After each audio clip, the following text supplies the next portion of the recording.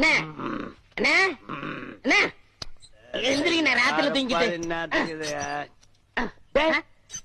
நீயாடா நடு ராத்திரியில ஊரே தூங்கிட்டு இருக்கு, நீ எதுக்குடா இங்க வந்த? என் சந்தேகத்தை தீர்த்து வைங்கண்ணே. ஏன்டா சந்தேகத்தை தீர்க்க நான் என்ன நக்கீரனா?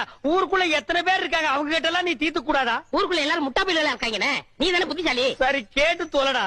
அண்ணே, மாம்பழத்துக்கு கொட்டை இருக்கு, பலாப்பழத்துக்கு கொட்டை இருக்கு, வேப்பம்பழத்துக்கு கொட்டை இருக்கு, புளியம்பழத்துக்கு கொட்டை இருக்கு. இந்த ஞானப்பழத்துக்கு கொட்டை இருக்கா இல்லையாண்ணே? அண்ணே சொல்லுங்கண்ணே. உனக்கு நான் என்னடா துரோகம் பண்ண? நடு ராத்திரியில எழுப்பி ஞான பழத்துக்கு கொட்டை இருக்கான்னு கேக்குறியே, என்ன பார்த்தா இந்த மாதிரி கேள்விதான் கேட்கணும் உனக்கு தோணுமா?